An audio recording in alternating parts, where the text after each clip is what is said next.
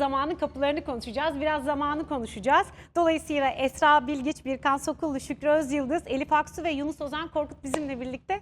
Hoş geldiniz. Hoş bulduk. Hayırlı olsun ikinci sezon. Teşekkür ederiz. Çok Sağ olun. teşekkür ederiz. Senin için nasıl bir yolculuktu? Tüm bunları düşünürsek. Hem Esra için hem karakterin için. Yani önce Esra için ona cevap vereyim. İnsanın sevdiği insanlarla çalışması çok farklı bir duyguymuş. Hem ekip arkadaşlarım hem oyuncu arkadaşlarım biz gerçekten keyifli çalışıyoruz. Ben işe gidiyor gibi değil, hani arkadaşlarımla güzel bir yere gidiyor gibi hissediyorum. Birkan'la uzun süredir zaten çalışıyoruz. Hocamla ikinci sezonumuz. Onunla çalışmak zaten çok keyifli. Şükrü, Elif ve Ahmet karakteriyle Mehmet abi aramıza katıldı. Yani benim için, Esra için her şey çok keyifli geçiyor. Nevra için Zamanın Kapıları evet derin bir isim, derin bir dizi adı. Ben de sıkça düşünüyorum. Söylediğiniz işte Saatleri Ayarlama Enstitüsü'nü falan da düşünmüştüm zamanında. Karakterlerin zaman içinde kendilerine yolculuklarını anlatıyoruz. Yüzleşmek istemedikleri bazı gerçeklerle yüzleşiyorlar. Yani gerçek hayatta bizim tecrübe ettiğimiz şeyler gibi, tabii çok daha farklısı ama insanın kendi içine olan yolculuğunu anlatıyoruz diyebilirim. O yüzden tabii ki çok keyifli. İkinci sezonla birlikte Hoş seni de bulduk. zamanın kapılarında görüyoruz.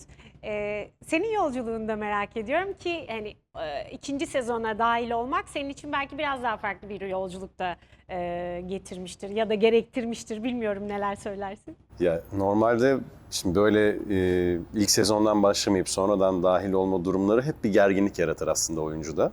Hani adapte olabilecek miyiz, olacak mı, olmayacak mı? Ama bu sefer hiç öyle bir şey olmadı. Çünkü yani zaten Esra ile çok uzun zamandır böyle beraber keşke oynasak diye konuştuğumuz bir süreçti. Yani Ozan zaten benim her zaman çalışmak istediğim bir yönetmendi. Keza Birkan.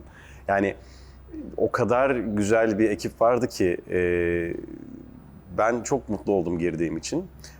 Keza oynadığım karakter de benim için çok ters köşe olan bir roldü. Ve her zaman da böyle bir antagonist karakter oynamak istiyordum açıkçası. O karakterin de, şimdi biz normalde aslında baktığın zaman hani karakter her zaman bir empati kurmak, ona yaklaşmak durumundayız. Ve aslında bunu seyircinin gözünün önünde yapıyoruz. Ve yani bu biraz sizin için de aslında hani bir şey doğruysa mesela neye göre doğru, yanlışsa neye göre yanlış. Yani orada aslında doğruların ve yanlışların olmadığı, sadece o karakteri sizin savunduğunuz, haklı kıldığınız ve ondan bir şeyler öğrendiğiniz bir süreç oluyor. Şimdi baktığınız zaman benim karakter biraz zorlayıcı yönleri vardı ama empati açısından beni çok geliştirdi diyebilirim. Hani o zaman kavramını ya da o içsel yolculuğu senin de tarttığın tarafları oldu mu?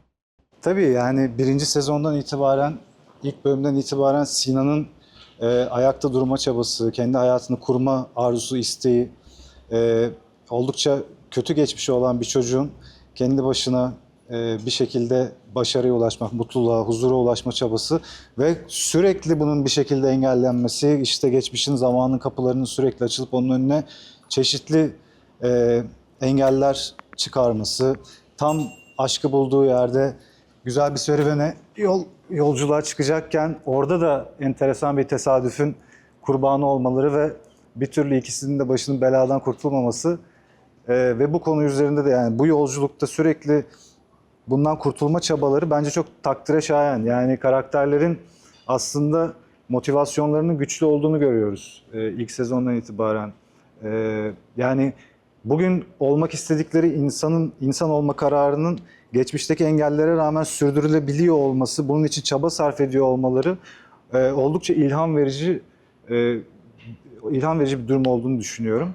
O yüzden de bu işin bu tarafını çok seviyorum açıkçası. Diğer kısımları tabii ki çok hoş. Yani yapısı olarak, dramatik yapısı, işte dinamikliği, söylediğiniz gibi her bölümün bir sonraki bölümü tekrar devamını izletme arzusu, merak unsuru, gizem, çok fazla unsur var işin içinde ve çok izlenesi kılıyor bu işi.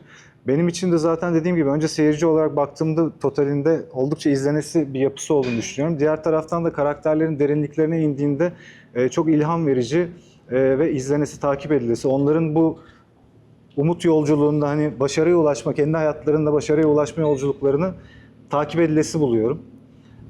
Bana da oldukça ilham veren kısımları oluyor tabii ki. Yani özellikle Sinan'ın, tabii kendi oynadığım karakter özelinde çok ilham verici bir kısmı var. Yani tek başına bir çocuğun başına bunca şeyler gelmesine rağmen hala bugün bu yaşında kendi başına bir şeyleri başarmaya çalışması, kendi ayakları üzerinde durabilmesi ve o yazılım dünyasında bu kadar ilgi çekici, özel bir karakter olması bence çok takdir edilesi bir durum. Bu da ilham verici buluyorum. Dediğim gibi başına ne gelirse gelsin bir şekilde güçlü kalıp çözmeye çalışan bir karakter, güçlü bir karakter. Tabii ki hatalarını görüyoruz. Bu sezon oldukça baskı altında başlıyor. Ve bunu Nevra'yı bu durumlardan, bu tehlikeden uzak tutmak adına hatalar da yapıyor maalesef. Ama günün sonunda dediğimiz gibi bu hatayı yapan karakterin bunu düzeltme çabasında insana dair çok fazla şey görüyoruz. O yüzden bence önemli.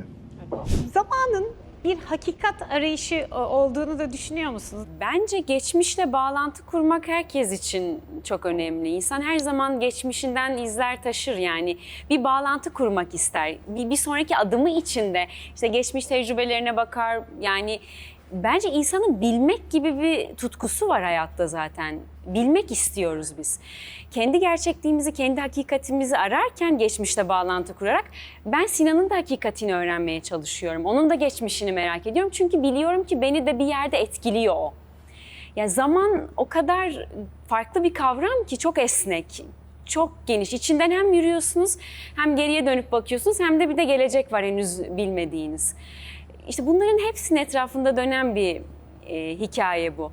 Ya benim için onun gerçekliği de beni mutlaka etkiliyor. Nasıl hayatta karşılaştığımız, denk geldiğimiz, temasta bulunduğumuz insanların gerçekliği bizi etkiliyorsa onun geçmişi de beni etkiliyor. Zamanda yolculuk evet yani. Bazen zamanda yolculuk mümkün müdür ama ben yolculuk ettiğimizi düşündüğüm zamanlarda çok olmadı değil yani. Yapıyoruz galiba biz bu yolculuğu diye.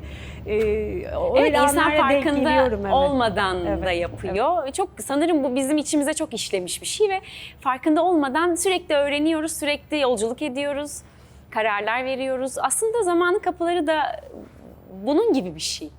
Sen şey dedin ya, hani ortak noktalarda buldum, ayrı noktalarda buldum. Senin karakterin yeni girdi, ikinci sezonla birlikte girdi diziye karakterde. Dolayısıyla hani o ortak noktalar neydi, ayrıldığın noktalar neydi? Yani Ya da seni şaşırtan yerleri oldu mu? ayrıldığımız noktalardan başlayabiliriz bence. Yani Sena gerçekten istediği şeyin peşinde ve karşı tarafı istediğini rahat rahat gösterebilen bir kişi. Elif, yani ben kendim asla yapamayacağım şeyler. Ben hep karşıdan bir şey beklerken Sena gerçekten açık açık gösterebiliyor ve beni oynarken de ilk başta çok zorlayan bir şeydi. Yani alışmam biraz zaman almıştı. Tek başına genç bir kadın. Aslında ve evet, sorumluluk tek fazla başına kolay değil. Sinan her zaman Evet, onun Sinan. yanında ama tabii ondan yana bazı böyle birkaç bir şey yaşayacak bu sezon ve o da onu kendisine getirecek. Yani değişik bir sezon bizi bekliyor. Sinan neler yaşatacaksın? Bu sezon sen püsküllü belasın aslında biraz. Evet. Değil mi? Ya bence tabii yani bela biraz başına örülüyor adamın. Yani adam kendini beladan kurtaramıyor. Problem bu yani. Adam yani ne kadar huzurlu, yalnız, her şeyden uzak bir hayat sürmek istese de Kimseye bulaşmak yani istemedi. bir türlü kurtulamıyor da. Ya öyle bir geçmişi var ki karakterin. Sürekli dediğim gibi yani önlerine engel çıkarıp duruyorlar yani. Kavuşamayan aşıklar oldu. Evet. bir şekilde. Yani bir sorun çözmeye çalışırken yeni bir problemle karşılaşıyoruz. Ve bu çok güzel bir şey bu arada, yani bizim için çok iyi bir şey. Bizim yani 3, 4, 5 sezon istememizin altındaki sebep de bu. Çünkü malzememiz oluyor yani ve hocamızın dediği gibi sette de biz birçok şey ekliyoruz, çıkarıyoruz, oynuyoruz yani hamur gibi oynuyoruz gerçekten. O yüzden evet, sürekli bir bela, yeni bir problem.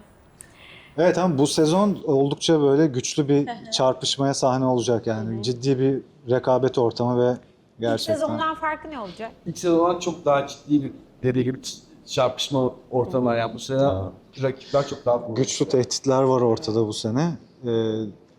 Mesele olarak da oldukça ilgi çekici ve herkesi ciddi bir baskıya Aynen. maruz bırakan bir durum söz konusu Geçen yani. sezon sanırım bizim korkularımız daha soyuttu.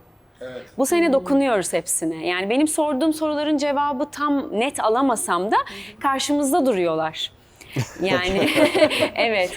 Geçen sene biraz daha soyuttu sanırım her şey. Bu sene çok daha somut. Tam karşımızda çok canlı bir şekilde duruyor ve çözmemiz lazım. Daha taşlar yerine oturuyor galiba sezon.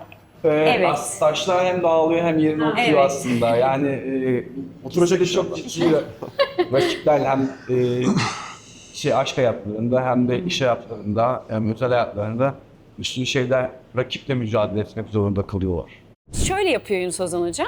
Her sahnede bir kırılma noktası belirliyor. Mutlaka her sahnede var o. Yani başladığı ve bittiği şekil aynı olmamalı.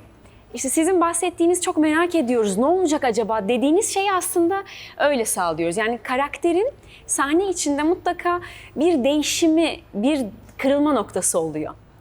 Onu çok sık yapıyoruz biz sette. Ve ben çok memnunum. Bu benim oyunculuğumu da çok besleyen bir şey. Onun dışında onunla çalışmak zaten çok keyifli yani. Çok güzel. Çok mutluyuz biz. Ne güzel. Evet, bir de ikna etmek üzerine değil mi? Bir de Evet. ikna etmek üzerine bir rejisi var Ozan'ın. Yani sen ikna olmadığın zaman Evet. gerekirse her şeyi değiştirmeye, değil mi? Yani evet, ikna olmadığımız şeyi yapmıyoruz. Çünkü gibi, ya genel eskiden bir kural vardı. Yönetmen ne derse o gibi bir hikaye vardı ama bence artık çalışmıyor. Ya da başrolü ne isterse onu yapar da çok değil. Biz filme hizmet etmek istiyoruz. Filme hizmet etmek istediğimiz için bir problem varsa oturup konuşuyoruz. Benim ikna olmadığım yerlerde onlar beni ikna ediyorlar. Evet. Onların ikna olmadığı yerlerde ben ikna ediyorum ve de başka bir çözüm buluyoruz. Yani gibi oldu mesela birkaç tane sahnede ya ben ikna olmadım bu sahneye diyorum Esra'ya. Ya mekinsel olarak. Hocam ben şimdi buna çok inanarak Hocam ben size şimdi yapacağım bir şey göstereyim falan. hocam. falan. Yapayım. Sonra ekranda görünce de evet yani ben sadece o anda belki o duyguyu da çok doğru yapamamışım. İzleyici diyorum evet Esra ben inandım bu hikayeye falan oldu. Ya ben genelde böyle çalışıyorum. Çalışma arkadaşlarım da şu anda öyleler. O yüzden biz inanın çok iyi geçti hasretimiz.